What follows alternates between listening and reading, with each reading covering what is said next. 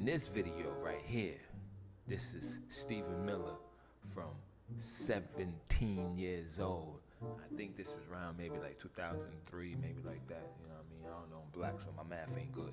This is just Stephen Miller and his true thoughts.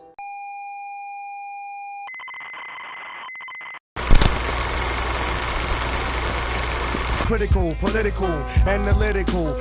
Welcome to the channel, Analytical Topics. Stephen Miller is our topic of today. For the ones who don't know who Stephen Miller is, Stephen Miller is actually the president of the United States. If you're not really, understanding what's going on of today's politics, the climate. Yeah, Stephen Miller, he's the actual president of the United States. Stephen Miller, he's from California, Santa Monica region. Yeah, born in 85, 40.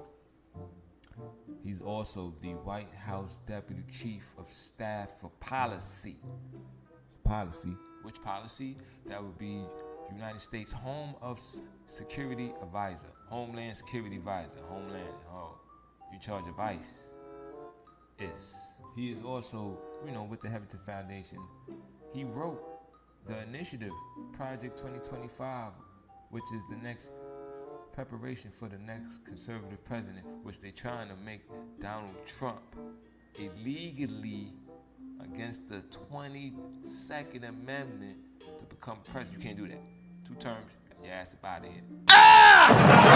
That's what we're talking about. Kings. That's what, not we, but we, the people who are not with racist white people. There, that's the we. He holds a status. He holds control. He has control of something very serious, of the Homeland Security at that. He is the reason why ICE is running. Well, not just the ICE, and he's also part of what's going on out there in Venezuela.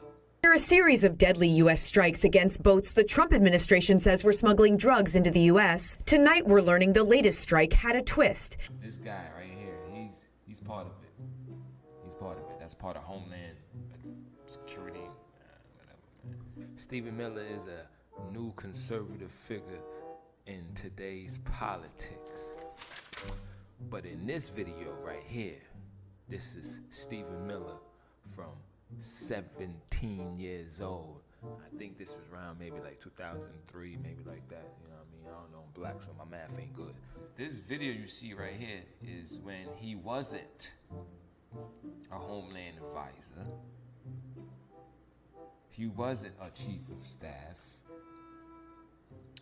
This is just Stephen Miller and his true thoughts. And let's hear some of his thoughts. In concern to the issue of the Iraqi civilians. Just let that marinate. Let that marinate. We'll bring that back again. Let's bring that back one more time. You know what I mean? In concern to the issue of the Iraqi civilians. Now we're gonna pause right there. Take a sip.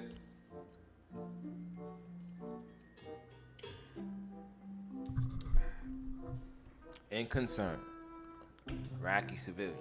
Yeah, you heard him. He's in concern. Yeah, he's being very sarcastic. Yeah, he's really concerned and worried about the Iraqi civilians. Yeah, really. And this guy is the White House Deputy Chief of Staff for Policy. But he's in concern with civilian Iraqis in a war. He ain't got nothing to advise. He's not even advising nothing at this time. He don't got no control to nothing that has to do with the United States at this time. But this is his view that he feels of what's going on in Iraq. This is, I guess, with Bush 2. You know what I'm saying? This with Condoleezza and Colin Powell.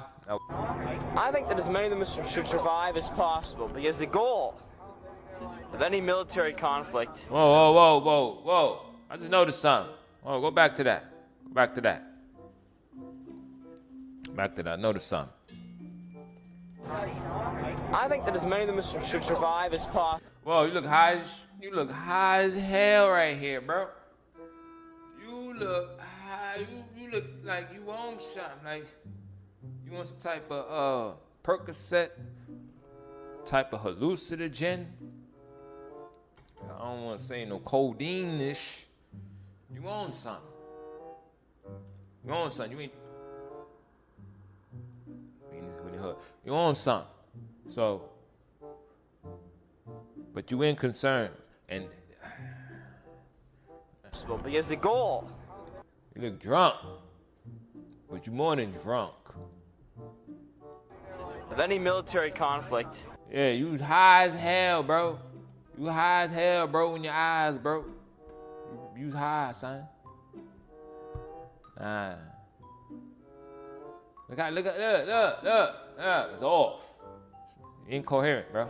It's to kill as few people as possible. But as for Saddam Hussein and his henchmen, I think the ideal solution would be to cut off their fingers. You heard what he said, his henchmen. So you're not gonna want to cut off their fingers. So you want to cut off the civilian fingers of what Saddam did to his people. He did horrific things to these people that they say, right? Facts. Know what I mean? We don't go about what they say, what they told him, what they told us. He did horrific things to his people, right? So he wants the American soldiers to cut off the civilian fingers as much as possible. Come on, son. But not the soldiers that was putting in that twerk pause, but you know, handling business. Yeah. I noticed something, bro. Hold up. Your hairline. What's up with this, bro? Why your hairline is... I think... Let's find out. It's necessary to kill them entirely. We're not a barbaric people. We respect life. Come on, son. Therefore, torture is the way to go. We respect life. So his torture is the way to go. He meant that. So torturing is still not as bad as he feels as killing. Because you're still alive. You're just being tortured. Right. Because tortured people can live. Torture is a celebration of life and human dignity. You hear that laughter, right? Let's go back to that.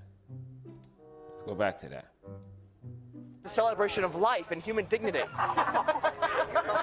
We need... That's what you like. Your little buddies in the back. You want your little crowd of buddies in the... need to remember that as we enter these very dark and dangerous times in the next century. And I only hope that many of my peers and people who... And you are the dark and dangerous times. Facts. Know what I mean? You are part of this dark and dangerous times. I'm not gonna say the administration of Trump. I'm saying the ideology of that hate. When they say it's the other person is really them. Everything is reversed. That what they spewing is actually who they are, but they saying it as it's somebody else, but it's actually them that they speaking of. For example, it's necessary to kill them entirely. We're not a barbaric people. Contrast, we are a barbaric people. Value and respect that torture shows towards other cultures. Now we know in America there was a lot of torture shows here in America.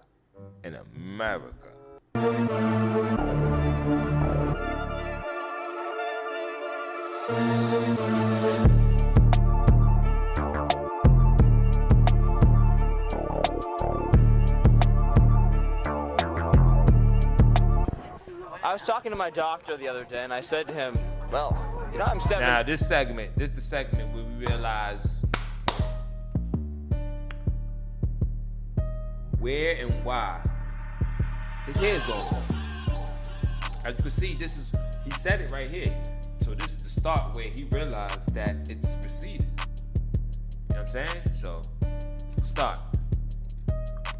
Birth of a Nation, not this motherfucker. Gee, I'm pretty sexy. Everything's going the way I want it to. No, I play good tennis, but something's just not going right. And my hair is just receding. I look like I'm 35, and a balding 35-year-old at that. Thank you, Jonas.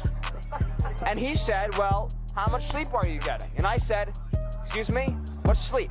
Apparently, you're supposed to go to bed at nighttime. Usually, I sit in my room like this. Ha! Ha! Ha! So you geeked up. Now,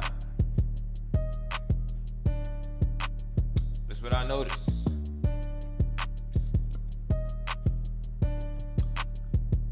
So I noticed a lot of people who are geeked up and all that. Yeah, their hair go, bro. Their hair be going, bro. Their hair be going, bro. Their hair be going.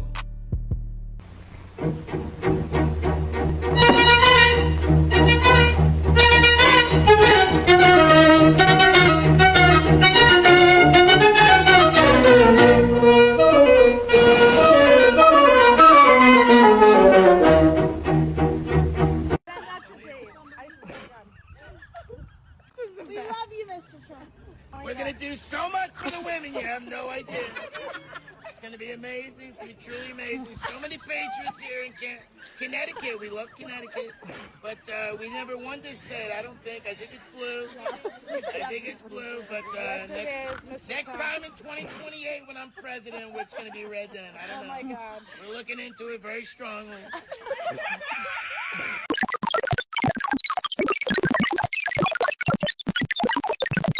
Don't forget, like, comment,